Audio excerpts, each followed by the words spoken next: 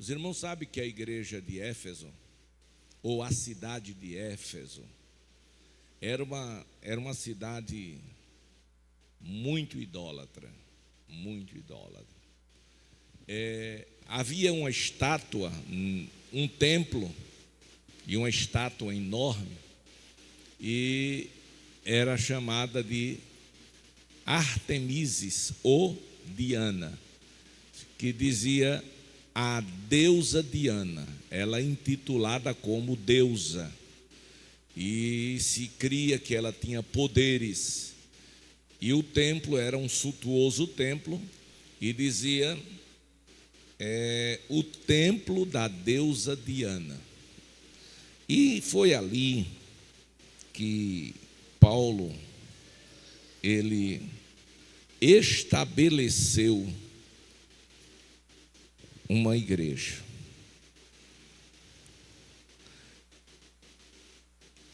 E a luta de Paulo foi muito grande, dado a idolatria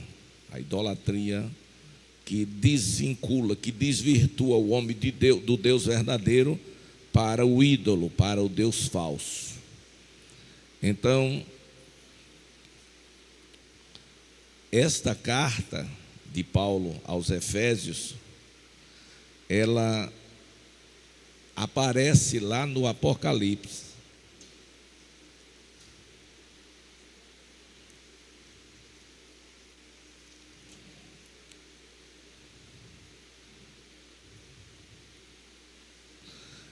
No capítulo 2,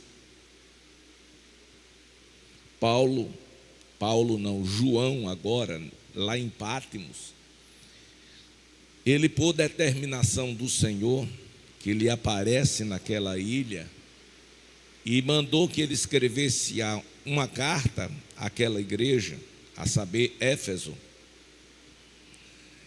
E aquela carta foi endereçada ao pastor da igreja. Interessante, e é bom que a gente aprenda isso, é que quando Jesus aparece a João em Pátimos, Jesus mostra algumas particularidades que vale para nós hoje. A primeira era que João pensava que havia sido abandonado e estava só. Aí quando o Senhor fala com ele, aí ele descobre que não estava só, que o Senhor estava com ele. A segunda particularidade é que João tinha tido muitas experiências com Jesus, homem, e chegou a uma intimidade tão grande que ele reclinava a cabeça no peito de Jesus. Então, ele era um dos discípulos mais chegados ao Senhor Jesus. Era um amigo, aquele amigo de perto. E agora João viu algo diferente. Quando o Senhor falou com ele, a voz era como voz de muitas cachoeiras, como voz de trovão. E quando ele virou-se para ver quem falava com ele, quem estava lá? Jesus. Mas não era Jesus o homem, Jesus, ou filho do homem. Era Jesus Deus, e estava glorificado. Então o cabelo era diferente, os olhos eram diferentes, os pés eram diferentes, tudo era diferente, tudo era voltado para Deus.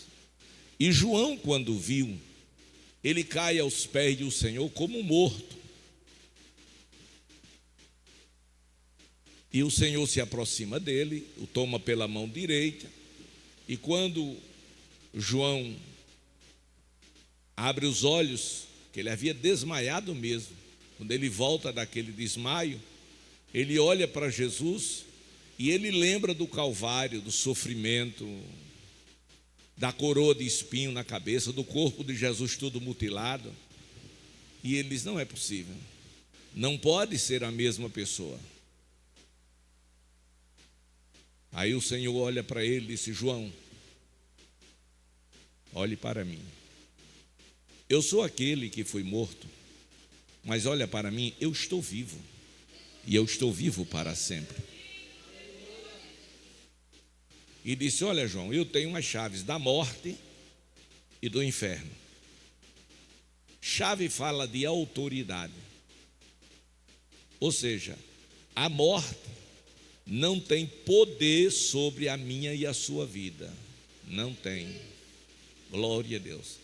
Ela só entra em nossa vida se Jesus permitir. Tenho a chave da morte e do inferno. E o inferno, o diabo é tão desgraçado que nem a chave da casa dele ele tem. Está com Jesus. Então, a terceira coisa que João descobre é a perfeição da igreja. Ele vê 7 castiçais de ouro. Tudo isso está no capítulo 1. Depois vocês leem pausadamente e vai ter a mente assim aberta. Ele vê 7 castiçais de ouro em forma de círculo. E ele acha aquilo muito interessante. E ele entende uma coisa: 7 é o número da perfeição, é o número de Deus. E ele vê ali uma igreja perfeita, uma igreja glorificada. Ele vê a igreja do arrebatamento. Incrível, não é? Mas João não vê só isso. João, ele presta muita atenção naquilo que está olhando, e ele percebe que no meio existe um. E este um que estava no meio da igreja era Jesus. Então João recebe a revelação de Deus que Jesus está no meio da igreja. Por isso, ele disse: quando 2 ou mais pessoas estiverem reunidas no meu nome, eu estarei ali no meio.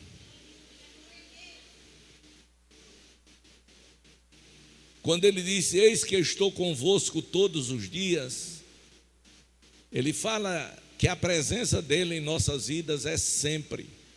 É sempre. E isso é fantástico.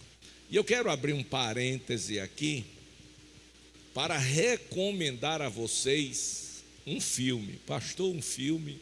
Sim, um filme. Eu gostaria muito que todos vocês assistissem.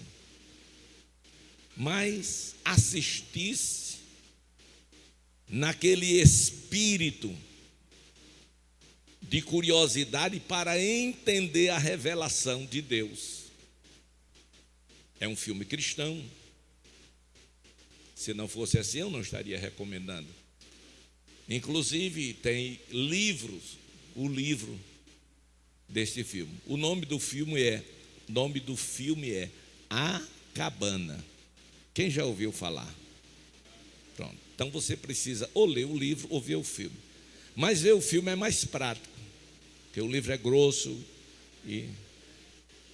E há uma coisa interessante naquele filme, do personagem central. Ele é levado ele recebe uma carta para ir à cabana. E a carta não tem o nome de quem enviou. Bom, eu quero falar só um pequeno detalhe. E ele é convidado por Jesus a atravessar o lago, a ir para o outro lado do lago. Jesus disse para ele: olha, do outro lado tem coisas belíssimas que você precisa ver. É um lago enorme. E diz: olha, ali tem uma canoa, se você quiser você pode pegar a canoa. E vai embora. Só que Jesus vai para o outro lado, esperar ele do outro lado. E ele começa, e diz: olha, se quiser pescar, tem vara de pesca, você pesca tal. Mas ele começa a remar para o outro lado. Quando chega no meio do lago, exatamente no meio do lago, quando ele olha, a água começa a ficar escura.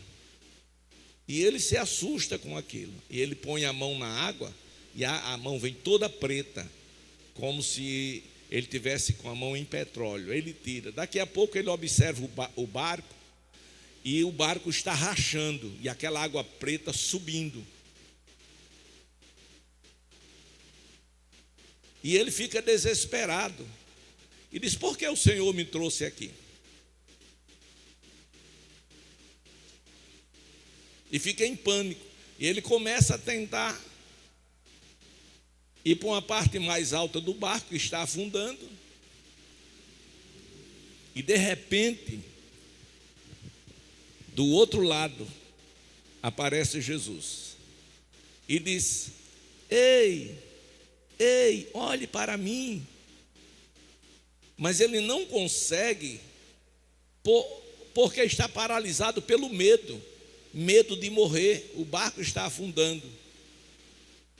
E do outro lado Jesus diz: olha para mim, olha para mim, olha para mim. E insiste tanto que ele termina olhando. Diz: pronto, não tira os olhos, fique com os olhos fitos. Olhe para mim, não olhe para nada mais, olhe para mim.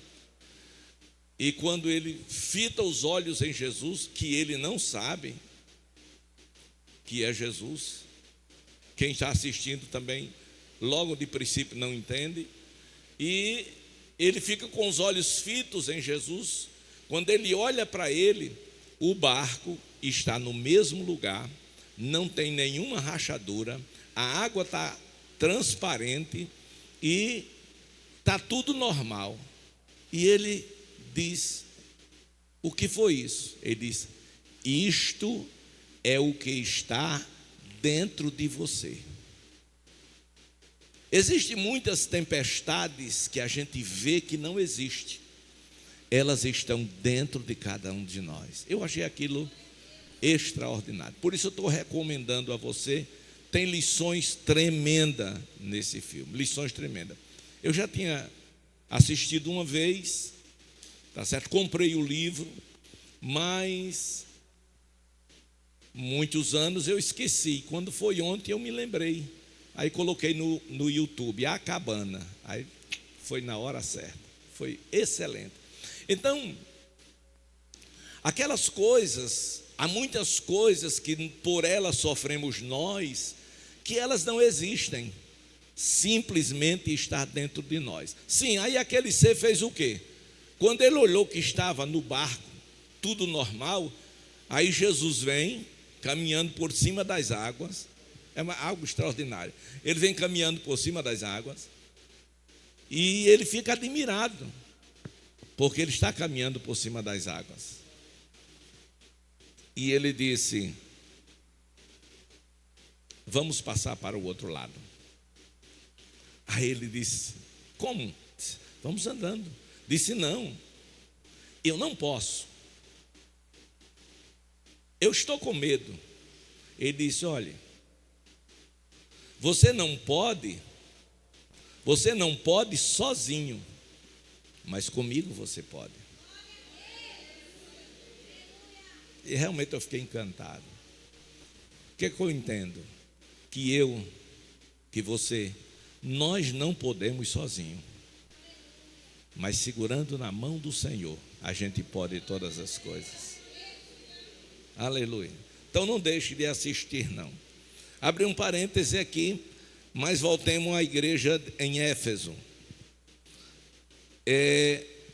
Jesus disse àquela igreja, Apocalipse 2:2.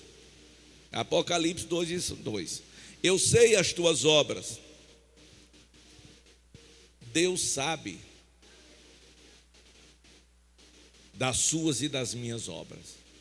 E ele disse mais: eu conheço o teu trabalho. Irmãos, tudo que você e eu, tudo que você faz para Jesus, não é em vão. Paulo escrevendo aos Coríntios, ele diz que o vosso trabalho não é vão no Senhor. Então tudo que você faz, a menor coisa que você faz para Jesus não é em vão. Tem de Deus uma recompensa. Há crentes na igreja que não fazem nada em prol do reino. Tem crentes na igreja que não fazem nada em prol do reino. Há outros que trabalham por ele e por outros que não trabalham. Aleluia. E aqueles que trabalham muito no reino para Jesus, por incrível que pareça, são os que mais sofrem. Sofrem críticas, sofrem perseguição, injúrias. As pessoas dizem que quer ser o melhor, que é metido, que é isso, que é aquilo. Por quê? Porque está fazendo alguma coisa. E interessante não é nada, é que as pessoas que mais criticam e falam dos que estão fazendo alguma coisa no reino, são as que não fazem nada. Glória a Deus. Porque tem pessoas, irmãos, tão ruim,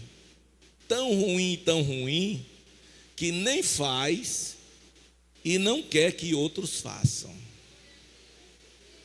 É uma natureza de escorpião, é uma natureza ruim. Você já viu aquela pessoa que você nem esperava que fosse assim, e ela fica tentando prejudicar a vida do outro? E hoje o meio mais usado são as redes sociais, não é? As redes sociais, a criação de histórias são narrativas. Eu até desconfio que essas pessoas sejam petistas. Nunca vi gostar tanto de narrativa quanto os petistas.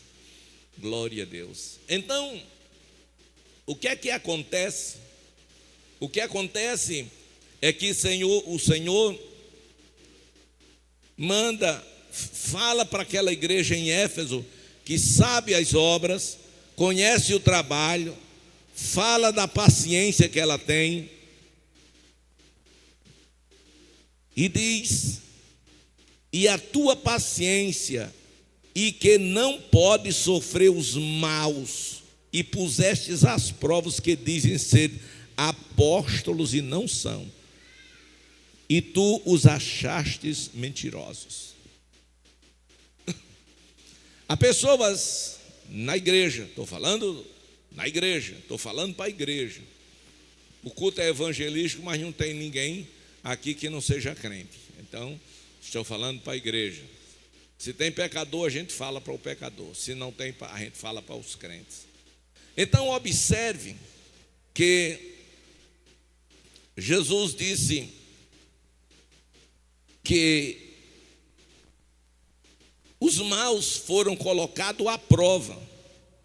Aquelas pessoas que dizem ser apóstolos, mas não são, tu os achastes mentirosos.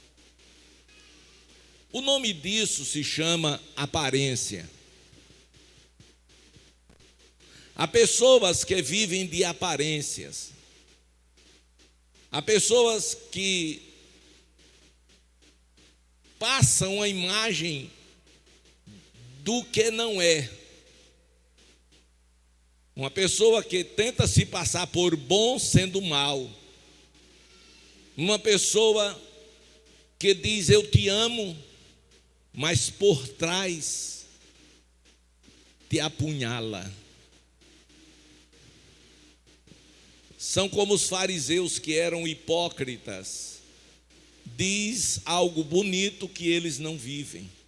Quer colocar fardos pesados para outros carregar e eles não podem carregar.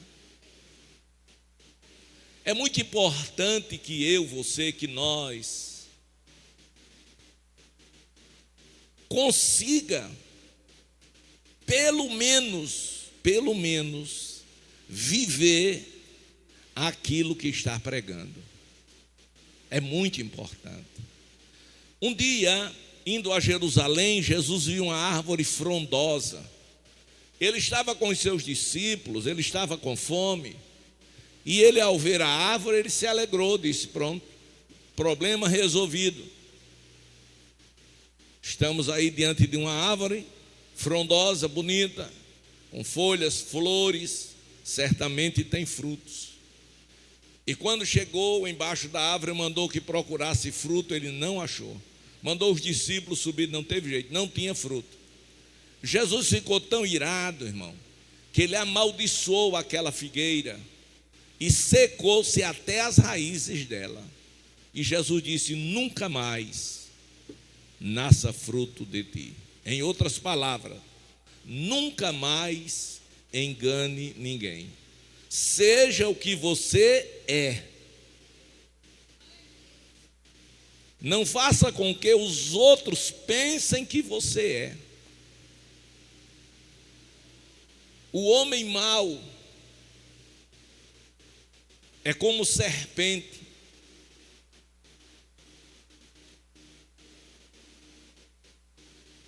Há pessoas vingativas, cheias de ódio, de ira, de rancor, de raiva. É o espírito de escorpião. Já falei em escorpião 3 vezes, mas deixa eu explicar por que o escorpião. Em uma ilha, havia vários tipos de aves, de animais, enfim, todos. E de repente veio uma tempestade, e as águas do rio começou a subir, e foi subindo, e foi subindo. As aves voaram. Os animais aquáticos caíram na água e foram para o outro lado. Mas quem não sabia voar e quem não sabia nadar, estava confinado a quê? A morrer. Quem estava lá na ilha, ainda estava na ilha, alguns sobreviventes, dos quais um era o sapo. Mas o sapo, ele tem dupla natureza. Ele tem a natureza terrena e tem a natureza aquática. Tanto ele se dá bem na terra, como se dá bem na água. Tanto ele nada, como pula. Não aprendeu a andar, mas aprendeu a pular. Glória a Deus. Mas o escorpião nem voa, nem sabe nadar. E o escorpião disse: vou morrer.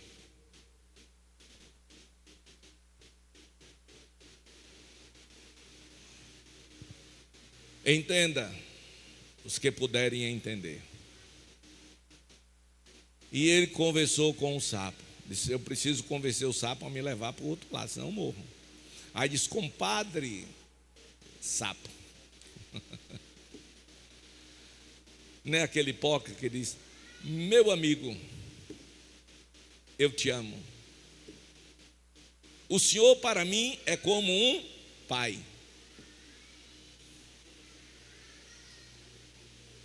Como é bom ouvir isso, mas como é triste descobrir que realmente aquela pessoa não tem um coração de filho. E, Fernando, o sapo disse: não, olha o dedinho, você é perigoso, você tem um ferrão, aonde você coloca o seu ferrão, a pessoa morre. Diz: mas compadre sapo, veja só, eu estou querendo passar para o outro lado, porque eu estou com medo de morrer, e eu não quero morrer. Ora, se você me levar nas suas costas, lá no interior a gente chamava de cacunda, levar na minha cacunda, se você me levar nas suas costas, claro que eu não vou lhe matar, senão eu iria morrer também. E ele convenceu o sapo de carregá-lo, Fernando, nas costas. Glória a Deus. Muitas vezes você carrega escorpião nas costas sem saber o perigo que está fazendo. Eu já ouvi de pessoas que fizemos por ele e por ela tudo que podíamos e até o que não podíamos. E já ouvimos esta mesma pessoa dizer: o senhor nunca fez nada por mim.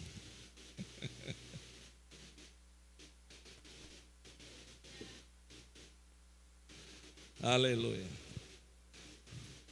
Outro dia uma pessoa me confrontou com essas palavras. E eu disse, é mesmo? Eu disse, é. Eu digo, olha, eu não queria lhe dar uma resposta, mas você está me exigindo. Então vou mostrar. Hoje não. Essa semana eu ainda mostro. Aí fui em casa, fiz uma pesquisa de tudo quanto eu passava para a pessoa. Aí deu mais de 5 mil reais. Eu digo, e aí? Porque eu aprendi que a gente faz com uma mão, que a outra não veja. Eu não toco trombeta, de jeito nenhum. Estou colocando aqui, sem nomes, só para que você tenha uma ideia do perigo que você pode estar correndo. Então, o sapo concordou com o escorpião e disse, ele está certo. Monte aí. E entrou dentro da água e saiu, nadando para o outro lado. Quando chegou mais ou menos na metade da viagem, por dentro do rio, o sapo gritou. O escorpião havia lhe dado uma ferrada, havia lhe envenenado. Aí ele gritou e disse, mas compadre sapo, por que o senhor fez isso comigo? O senhor me prometeu. Ele disse, perdoe compadre sapo, mas é a minha natureza. Quem tem natureza de escorpião, irmãos?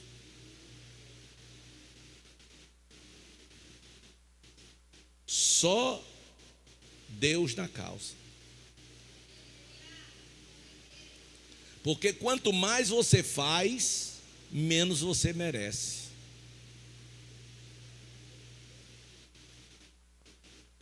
Então, Jesus disse, eu conheço, eu sei as tuas obras, eu conheço o teu trabalho, sei da tua paciência.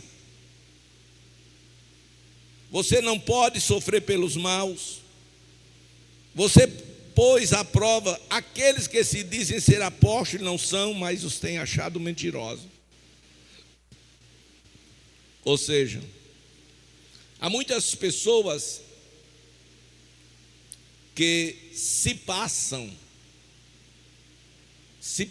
por, mas não são. Porque uma coisa é você ser, e a outra coisa é você se passar por.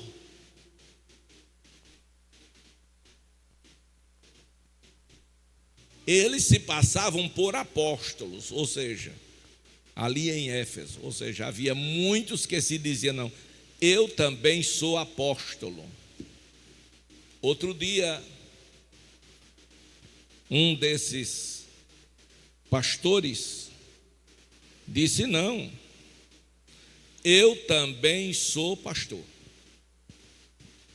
E disse a um irmão aqui da igreja, que fez uma crítica ao ministério dele. Aí ele disse, não, eu também sou pastor. Ele diz, olha, você pode ter o nome, mas você não é pastor. Eu disse, sou. E puxou uma credencial, digo, olha aí, a minha credencial é igual à credencial do seu pastor. Pode pedir a credencial dele, da Convenção Geral, da Assembleia de Deus no Brasil, que é igual à minha. Ele olhou e disse, realmente, é igual. Só tem um pequeno detalhe. Como é que o senhor é pastor e o senhor maltratou e deixou a sua esposa e ficou com uma menininha nova da igreja e casou com ela? Que tipo de pastor você é?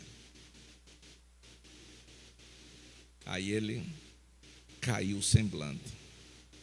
Então Jesus está dizendo, sei, conheço, vejo, Preste atenção agora no versículo 3. Sofrestes e tens paciência, trabalhaste pelo meu nome e não te cansastes. Você que trabalha pelo nome de Jesus Cristo, você que não tem se cansado, é trabalho, você diz, conte comigo, pastor. É trabalho, você diz, pastor, estou dentro. Essas coisas são presentes, são, mas você tem tido paciência. Agora no versículo 4, uma repreensão.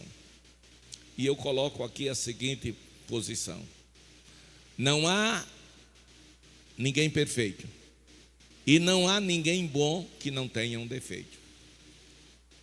O que estava acontecendo com os irmãos de Éfeso? Eles haviam deixado o primeiro amor. Foi a única coisa que o Senhor percebeu nele, ter deixado o primeiro amor.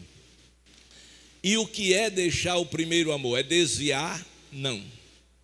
É esfriar espiritualmente. Quando o crente esfria espiritualmente, quando eu cheguei, o irmão estava aqui, bem animado, falando que Jesus pode e quer batizar com o Espírito Santo. É verdade. Só que o problema não é ele querer. Eu sei que ele quer. Mas o problema é se você quer. Pastor, eu quero. E se eu disser que não? E agora? Você vai me contestar? E pode, eu dou liberdade. Que aqui comigo os irmãos sabem que não tem barreira não. A gente abre o espaço para você dizer o que sente. Tira as dúvidas. Por que eu estou dizendo que não? Por exemplo, uma pessoa desempregada precisa do trabalho? De um trabalho? Sim ou não? Muito bem. Uma pessoa desempregada, o que faz para conseguir um trabalho? Eu ouvi aqui. Corre atrás. Então, ora, você precisa do batismo com o Espírito Santo? Preciso, pastor. Ótimo. Você quer? Quero. Mas você está correndo atrás? Se você não está correndo atrás, com a boca você está dizendo uma coisa, e com o coração você está dizendo outra. Aí o Senhor Deus disse: este povo com seus lábios me honram, mas os seus corações estão longe de mim. Ora, se você quer e não busca, claro que você não quer. Eu conversei com um moço, isso eu já falei aqui uma outra vez, um irmão aqui na igreja. Ele não está mais entre nós não, ele está numa congregação. Não sei se, nem sei se ele já conseguiu um emprego. Mas eu conversei com ele e ele disse: pastor, estou numa prova tão grande. Digo, mas qual o problema? Um moço novo, simpático. Ele disse: pastor, eu estou desempregado. E eu disse: mas há quanto tempo? Ele disse: há bastante tempo. E eu fiquei comovido, né? E eu disse para ele: mas há quanto tempo? Mais ou menos, 1 ano, 2 anos? Ele: não, há muito tempo. E aquilo me incomodou, que não foi o Espírito que me incomodou, que ele ficou só dizendo que era muito tempo. Aí eu fiz uma pergunta que ele não tinha como escapar. Eu disse: me diga uma coisa, quando foi o seu último emprego? Aí ele respirou fundo e disse: pastor, eu nunca trabalhei. Ele não estava na prova, irmão. Estar na prova é uma coisa. Nunca trabalhei. Aleluia. E eu disse: mas você quer trabalhar? Ele disse: claro, pastor, que eu quero trabalhar. Eu digo, tudo bem, mas quer mesmo? Eles querem. Eu digo, me diga uma coisa, hoje, que quem não está trabalhando tem tempo demais. Hoje, você correu atrás de um emprego? Eles não, hoje não. Ah, digo, mas ontem você foi? Eles também não. Eu digo, antes de ontem? Disse, também não.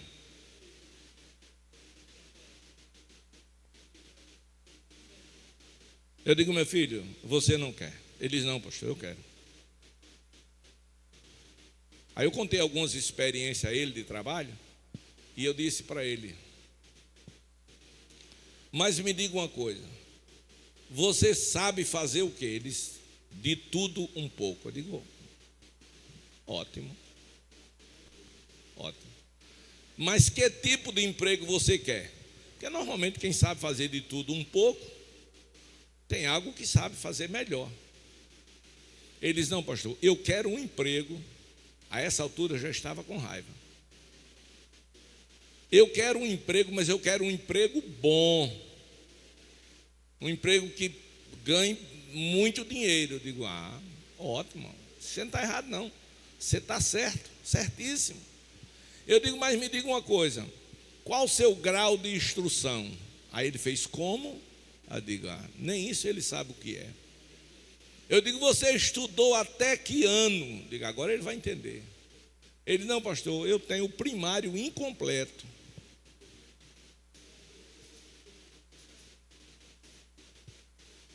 Graças a Deus, irmão, que eu sou crente. E não tenho aquele dom que muita gente tem, o dom da malcriação. Mas ainda veio na minha mente, tá certo? Tem que procurar uma estribaria, isso é um cavalo.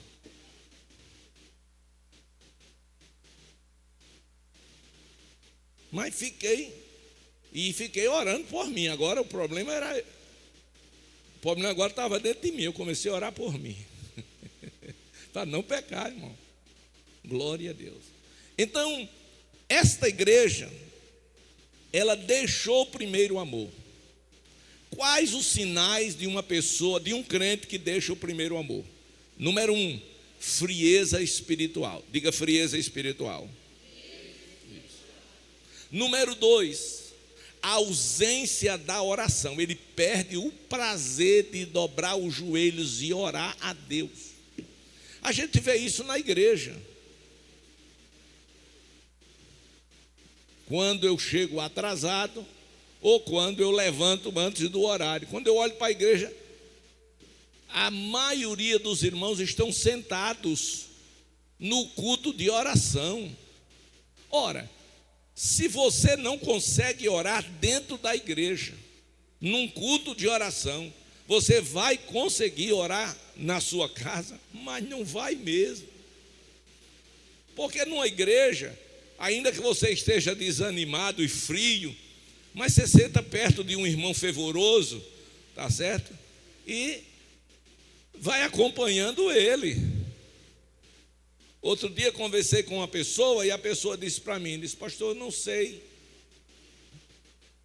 como é que o senhor consegue